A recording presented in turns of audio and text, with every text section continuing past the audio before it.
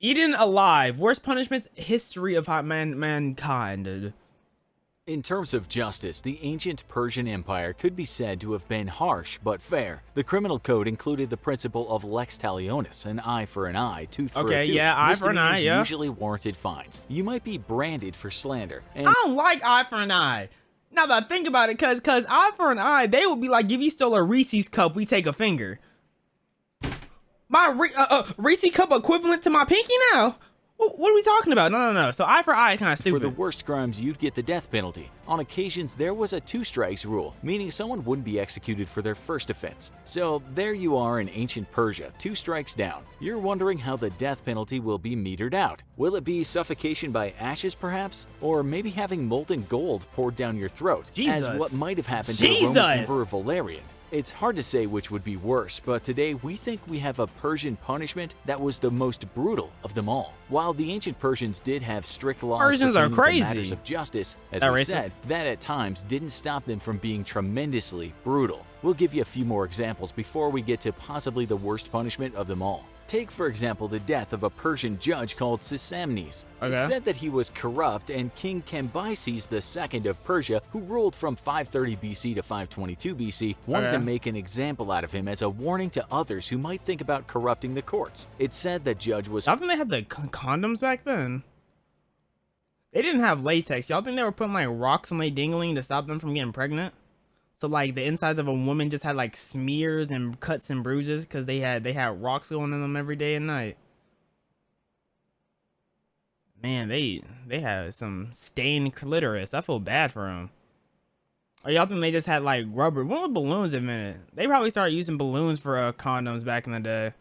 That sounds like that would hurt too.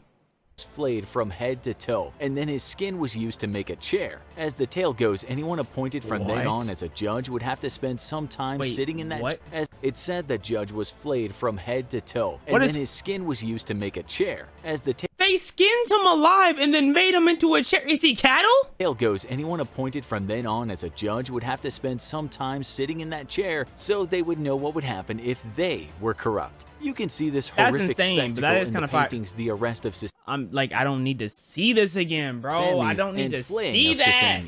Then there's the story of Cyrus the Great. It's written that his wife became quite unhappy with one of her eunuchs. So unhappy, in fact, that she ordered that he be killed 3 times. Never mind. This is called the triple death. It's said, actually, order me to be killed.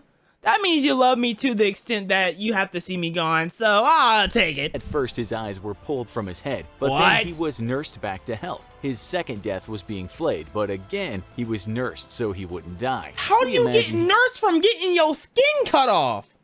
Why did they keep doing that? They let him be sentenced to death? What did he do wrong? Couldn't have been completely flayed, as that resulted in certain death. When he was better, then he was crucified and the job was done. We should say, however, that there are many versions of this tale. We'll stick with this one for now. So, with these 2 executions in mind, could there really be anything worse? They took his eyes out. Now we have to look at the story of a man called Mithridates. He was a young Persian soldier who was put to death in 401 BC. It's said this man accidentally killed Cyrus the Younger, the rebel who was intending to kill his older brother Arsaces so he could inherit the throne. Thousands of men were killed behind Cyrus as this culminated in the Battle of Cunaxa. Cyrus's army got the upper hand after charging Artaxerxes' army. All was going well. The throne was in his sights. Cyrus then went to attack his brother's personal bodyguard, and then, oops, out of nowhere, a javelin just hit him and killed him on the spot. This was a huge setback for the rebels, and they all retreated. Their future king was dead. That was Super Mario Olympics because the 2012. story was recorded by the Greek biographer Y'all mess with Winter Olympics, bro. Winter Olympics was such a fire Mario game on the Wii, bro.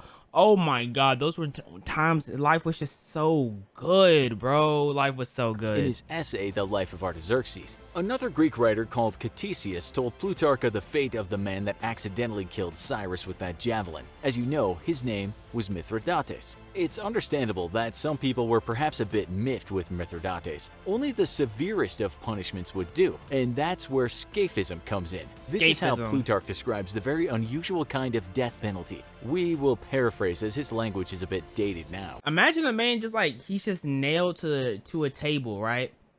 And as he alive, it's just people just skinning him and just eating him.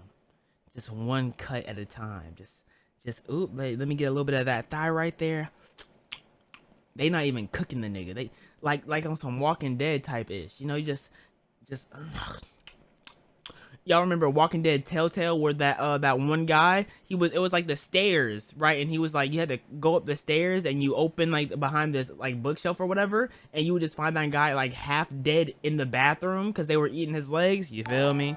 So 2 boats of equal size were put on top of each other and nailed together. It kind of made a floating coffin. Holes were made in the boats so that the prisoner could be fastened in them with his hands, feet, and head sticking out. So far, so good. He was floating and his head was protruding. He was getting rather hot. He was left there with the hot sun shining on his face. His body was baking hot inside the floating tomb. Then they force-fed Mithridates milk and honey, and in good-sized portions. They always talking about some milk and honey, bro. They also covered his face with the stuff. Soon, his honey-covered face was covered in flies that were feasting on him and the honey. He was then force-fed more and more until his belly was distended and he had produced quite the pile of excrement. At this point, as Plutarch said, creeping things and vermin spring out of the corruption and the rottenness of the excrement. You think if you put honey on your dingling while you hard and they start nibbling on it, like eventually you'll nut because your dingling is very sensitive? Not because you want to, but like that's just what would happen because your dingling's sensitive and it's just like hundreds of flies on it. Play the video. All right.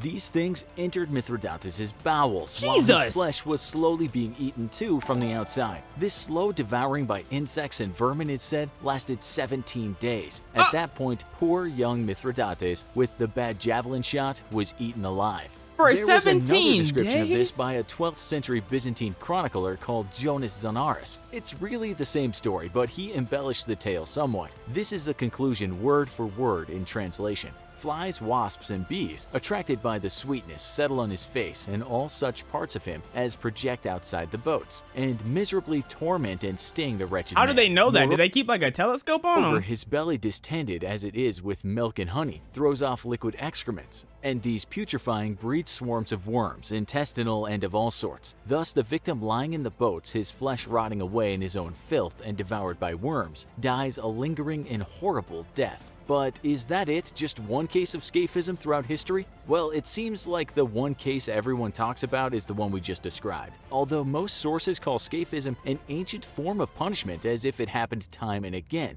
We did find an excerpt from a book called The History of Christian Martyrdom. my way of and that scaphism book is written better. at a bishop called When they're Marcus in hung a nail to 363 a AD destroyed a table. pagan temple and then erected a church. This didn't go down well with the Roman Emperor Julian the Apostate. It's written that as punishment he took Marcus and hung him up in a basket and left him there to be feasted on by insects. But this seems like a case of dying in the hot sun rather than hardcore scaphism. There's actually quite the debate about scaphism on the wiki. I mean, scaphism, it doesn't sound that bad. Like I've experienced worse. Like one time I got out of the bed and I was walking towards the door and I accidentally stubbed my fucking foot on the door.